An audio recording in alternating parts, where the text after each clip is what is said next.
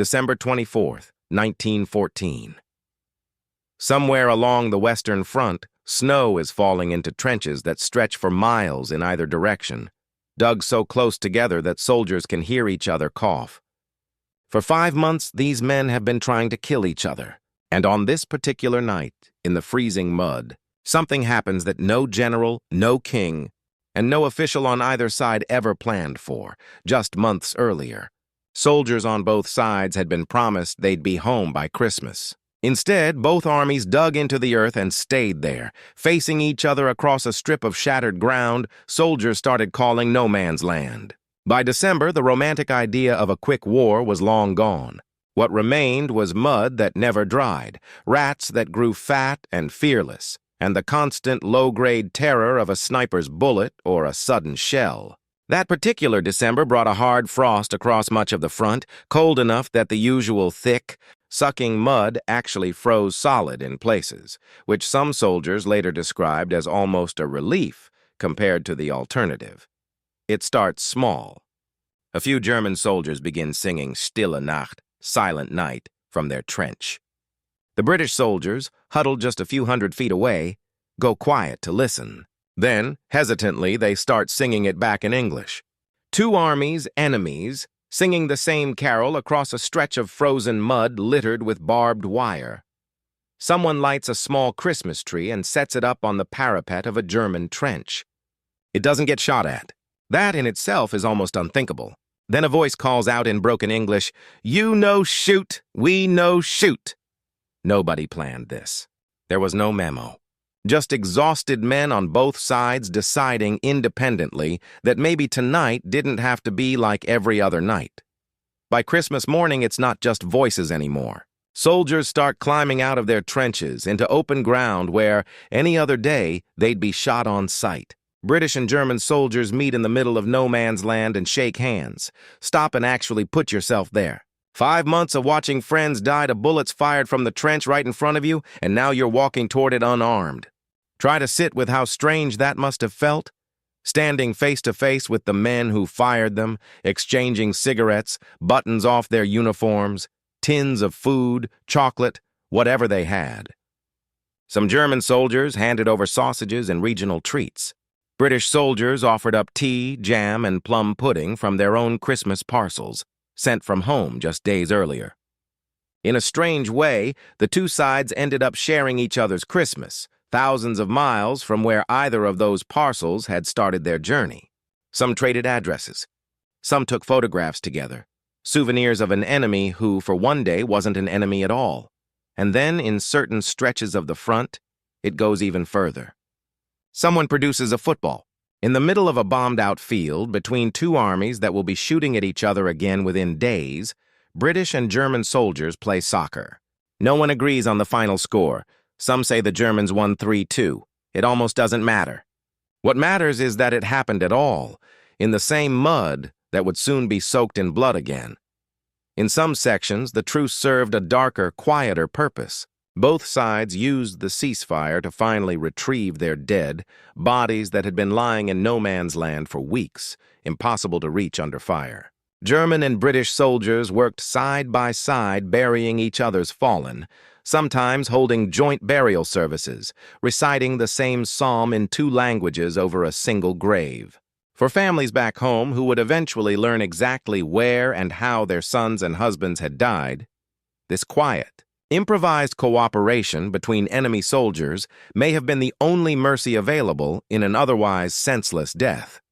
Here's what makes this almost impossible to fully process.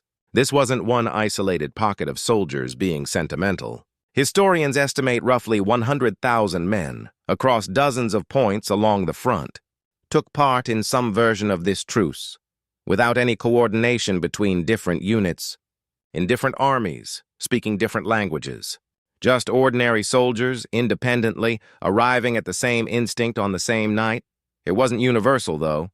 Along other stretches of the same front, fighting continued straight through Christmas. Some French units, defending their own occupied homeland, wanted nothing to do with fraternizing with the army that had invaded it.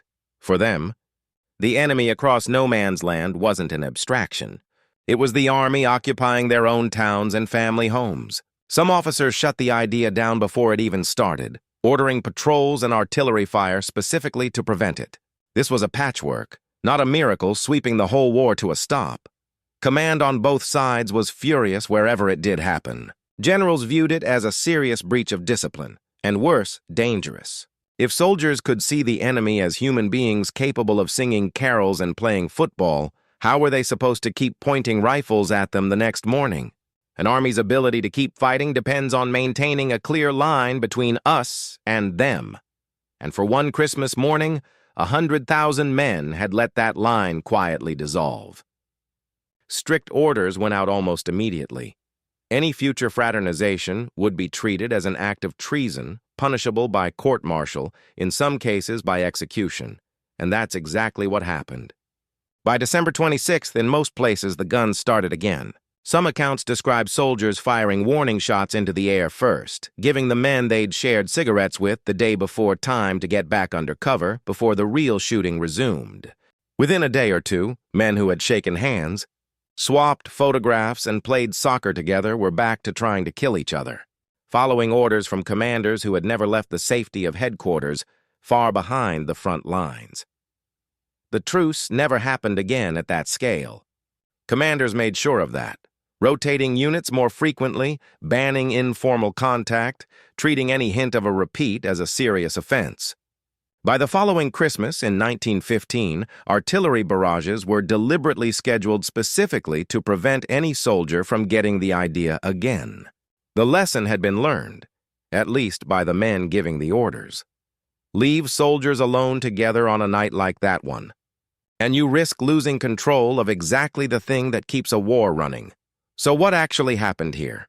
For one day, in the middle of one of the most brutal wars in human history, ordinary men on both sides briefly refused the roles they'd been assigned.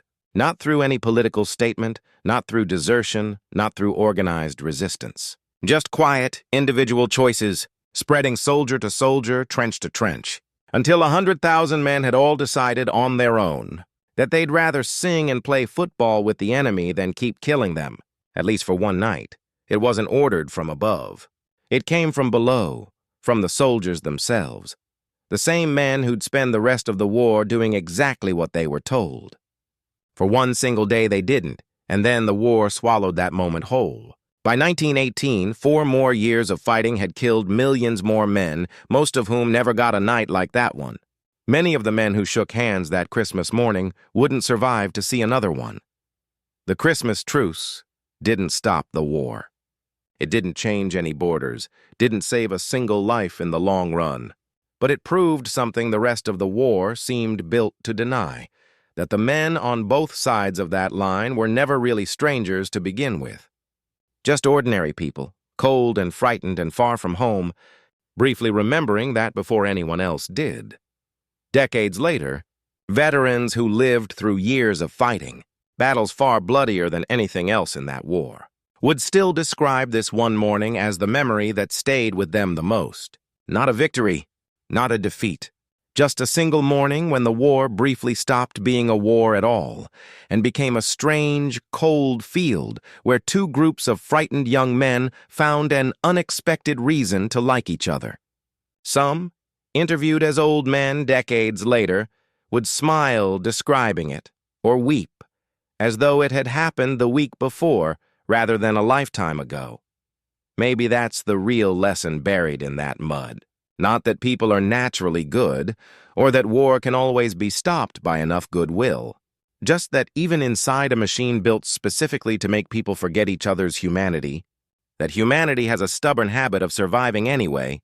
In a shared carol, a traded photograph, a football kicked across a frozen field between men who, the day before and the day after, were supposed to be trying to kill each other.